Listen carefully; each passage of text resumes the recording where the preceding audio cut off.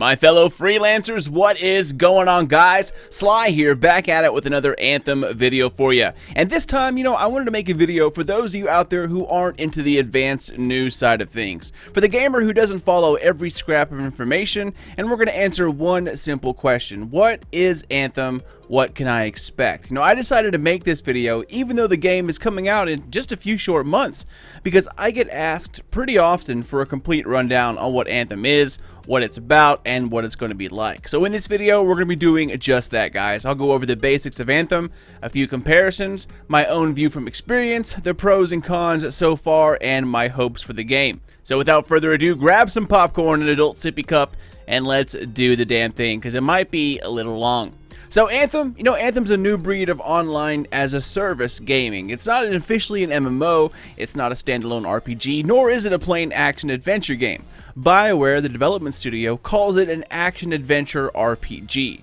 MMOs usually involve the trinity of classes, where you have the tank who keeps enemy aggression or aggro, the healer who keeps the tank alive from enemy attacks, and then the DPS character who does the damage. Now, even though our players in Anthem will have these sort of abilities, it doesn't quite fit the description of Anthem.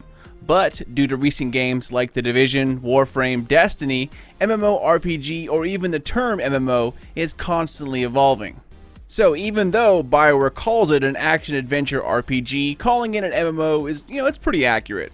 All MMO really stands for is massively multiplayer online, and though it's been known to associate itself with the trinity of characters, gaming is all about breaking the barriers, and MMOs are all about action-adventure and role-playing within. So in my opinion, calling it MMO, it's not wrong. However, simply labeling it as such, it's not quite the full description either.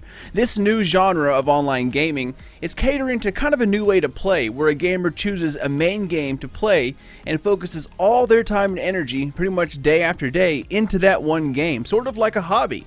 So with that, content needs to keep up, and true MMO games like Warcraft, Final Fantasy XIV, Guild Wars, etc., they do that often with patches and updates on a pretty much, monthly or every other month basis. So Bioware is looking on doing exactly that. Developers have already stated that they have followed competing games fairly closely and are looking to solve their problems of the past. In short, Anthem is an always online MMO action-adventure shooter-esque thing with RPG elements, and like Warframe, or more recently Destiny 2, it's looking to show that you can consistently update the world you play in to keep the players sated. Anthem is a third-person, over-the-shoulder sci-fi shooter, where you play as a freelancer. Now, freelancers are the heroes of this planet, and they are uniquely adapted to be able to pilot various powered exoskeletons known as Javelins that are capable of flight. One of the negatives about Destiny, and in some way The Division, is that it locks you into one class of character. You have to upgrade and rework an entirely new character to be able to try out a different class. Well, with Anthem, you will have all 4 classes or Javelins at your fingertips. Your one pilot is the only upgrade path, and he or she is able to immediately change quote-unquote classes by hopping into a new suit at your base. These Javelins, as they are called, were invented by historical figures in the game to beat back the game's ever-evolving problems. While we don't know the name of the planet itself or how humans came to populate it, we do know that there was a powerful race before humanity, and they actually had the power to create entire planets. Within Anthem, they are called the Shapers. They are heralded as gods within the population. However, they didn't finish building the planet. Huge ancient machines known as Shaper Relics or Shaper Ruins harness this mysterious life force called the Anthem of Creation. The Shapers and their machines harness the Anthem to create entirely new planets, worlds complete with flora and fauna, but for some as of yet unknown reason, the Shapers abandoned everything in a hurry and left their machines behind without turning them off and taking away the key. This has led to countless millennia of spontaneous building and mutation by these Shaper relics, and after such a long time of turning on and off, things are built incredibly strange, and various monsters coming right out of your nightmare roam the open world. The environment is ever evolving and ever changing due to these huge alien machines, which gives Bioware lots of creative freedom to do what they want in upcoming DLCs. These Shaper relics keep turning on and off, and if they aren't silenced before too long, they go into high speed, and this churns out new monsters, mutated others, and it keeps growing and growing. Even with the smallest monster being bigger than humans, our Javelin exosuits are the only thing strong enough to keep humanity alive outside of their walled forts, and packed with weapons of war, the only thing possible to keep these Shaper relics and their creations at bay. However, one day, the Javelins aren't enough, and through a series of events, the freelancers are now the failed heroes of yesterday. This is where the game begins, where a new rookie pilot seeks to put the freelancers back on top. Within the game itself, there are several factions in which you'll be working with. There are the other exosuit-wearing humans known as the Sentinels. This semi-police force are responsible for keeping humanity's forts safe from immediate threats. If you're a Destiny fan, think of Titans and their wall. Freelancers go out and try to stop things at the source, Sentinels stay put and protect people within.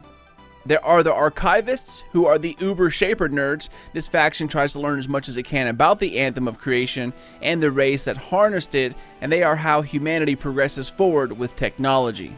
Pretty much, the de facto scientists of the civilization.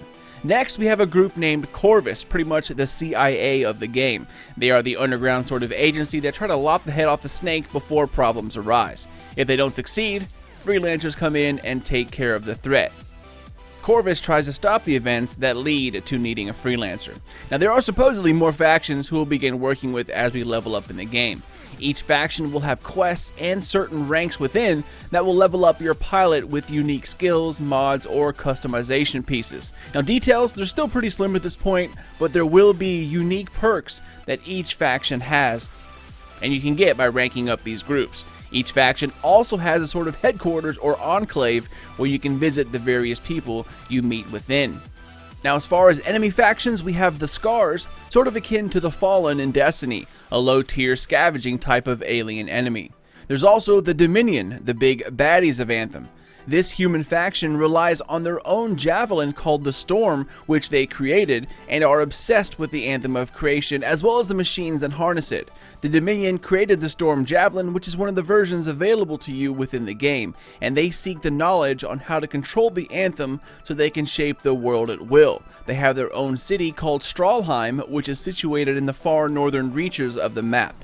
Dominion are hostile to others getting in their way.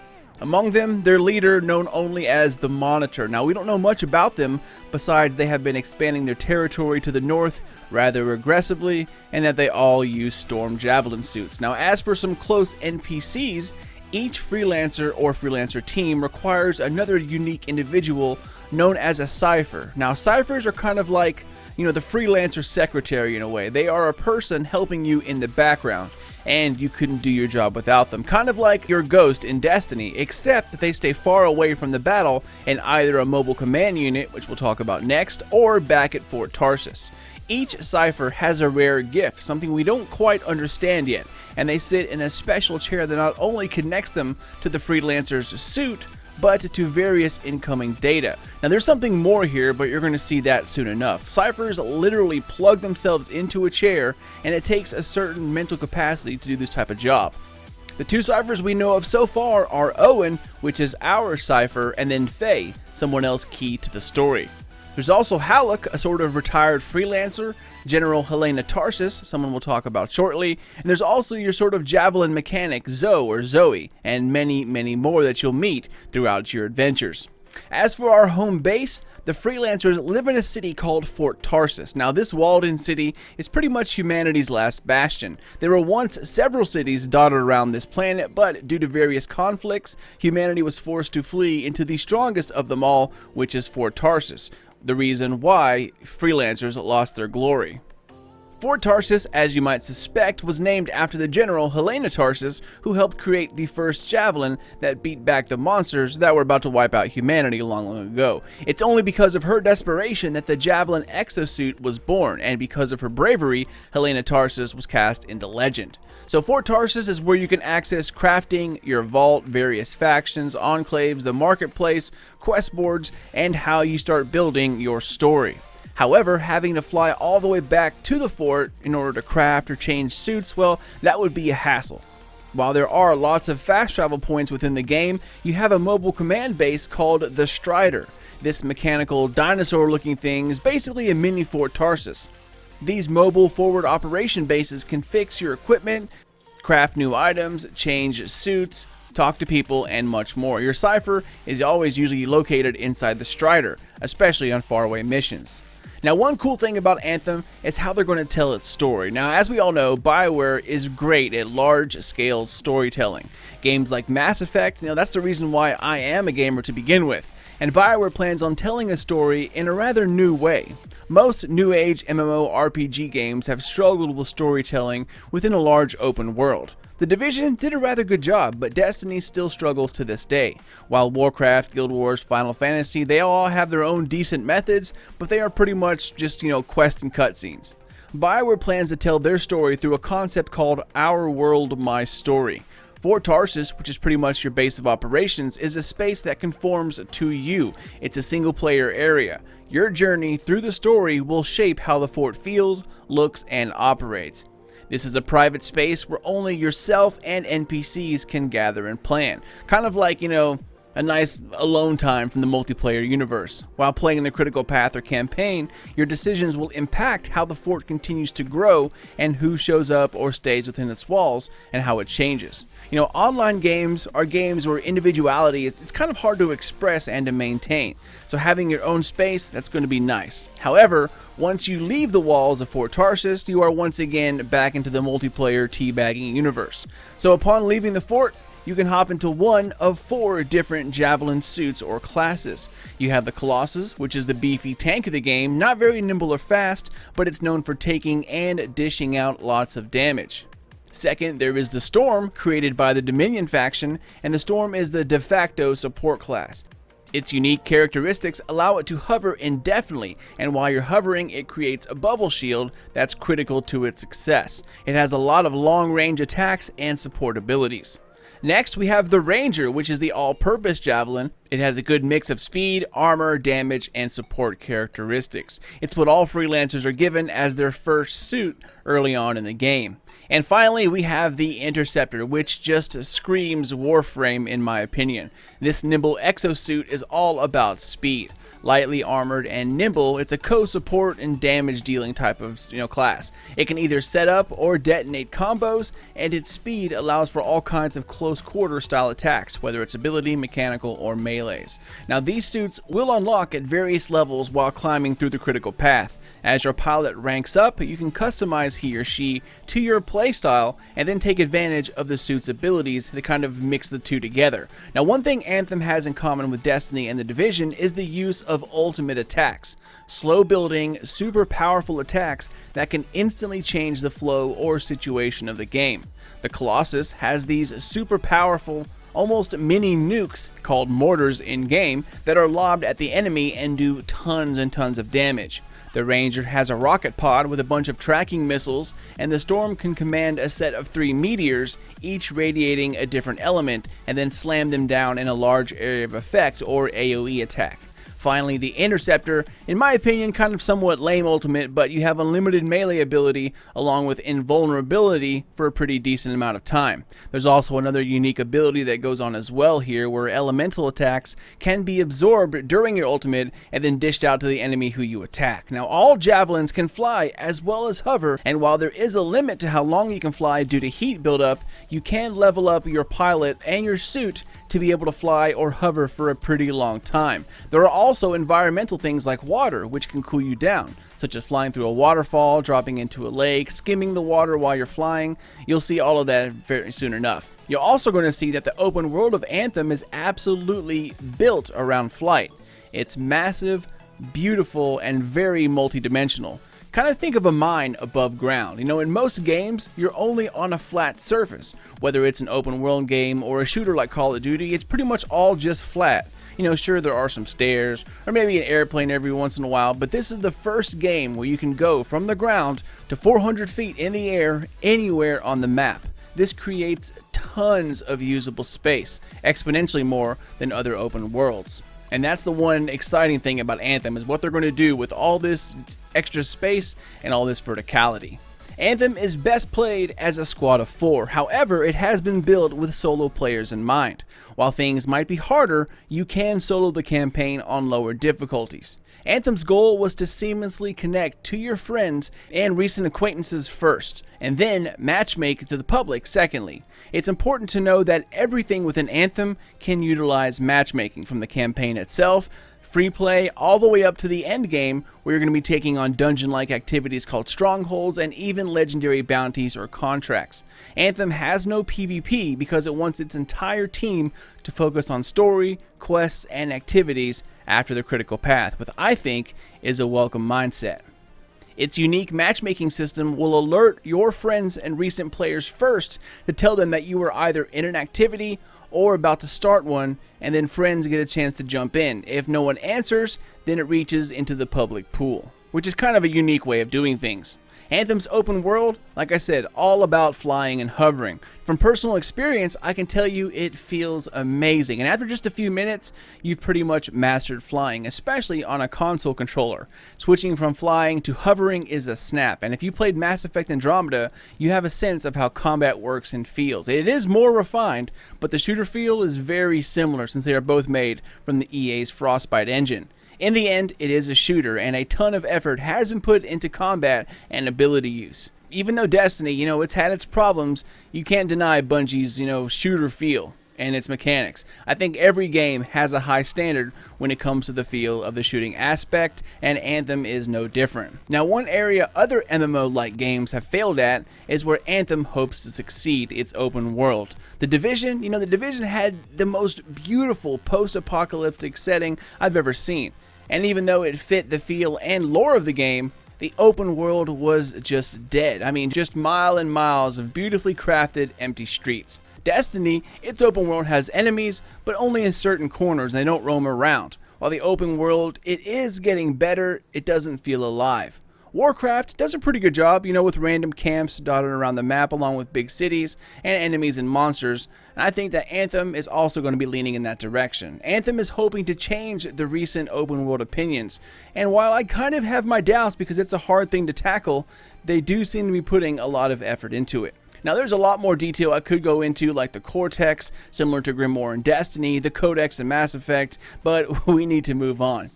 And that's pretty much the basic of Anthem, guys. It's a new breed of an always online, games as a service, MMO, RPG-esque action-adventure shooter type of thingy, and I'm excited to see the final build of it. Bioware has built the game just so that it can make immediate game-wide tweaks in just a few minutes, and that's a good thing.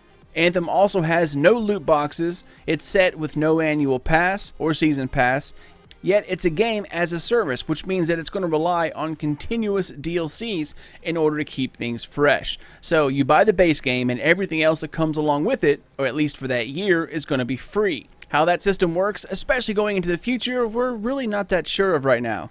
We don't know if there's going to be one big DLC every 2 or 3 months, or if there will be like monthly small updates or even bi-monthly patches. We do know that things are already in motion for the future, and updates are already being worked on.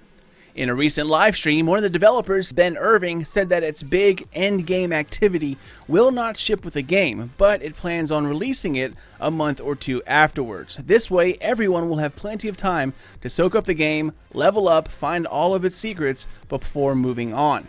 If Bioware has the right idea with how they continuously inject content, then I think it's going to be a huge hit. I wanted to keep playing just in the little taste that I had, and once we start finding the story, looking at secrets, I know it's going to be addictive, and I am ready for a new game.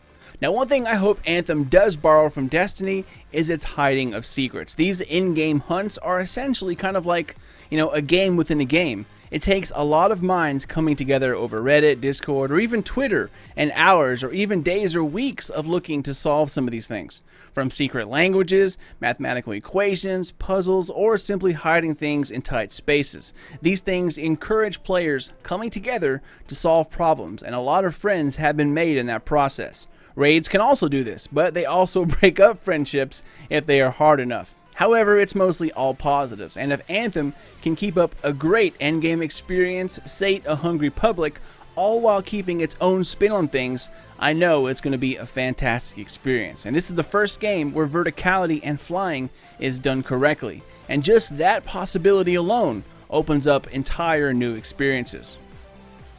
As a final thought here, guys, because this video is way longer than I wanted it to be, I wanted to talk about team play. You know, in most of the newer MMO-esque games that I've mentioned before, there are classes, but they don't always, have ways of working together, at least on a deep level. In Anthem, you can beat all of the content with any combination of classes, but when you get to the higher level of difficulty, known as Grandmaster 1, 2, and 3, you're going to have to work as a team, and here is where team play is going to be a must. This is when I think the game will shine and become more like an MMO, because you're going to need a tank taking aggro, you're going to need support bolstering shields, or creating a shield to heal or allow healing, and for the starting of combos. Anthem runs on a primer/detonator system similar to that of Mass Effect Andromeda. As difficulty increases, team play will be essential, and I think combos are going to be a huge part of that, especially when you start digging into your upgrade path and specializing your suits to take advantage of combo damage.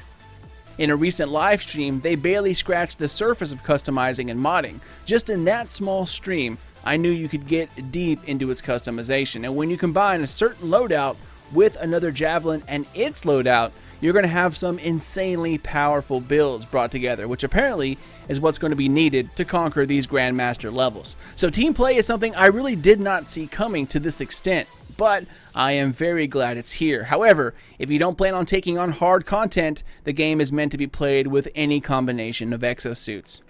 So yeah, that is about it, my fellow gamers. This is Anthem pretty much in a nutshell.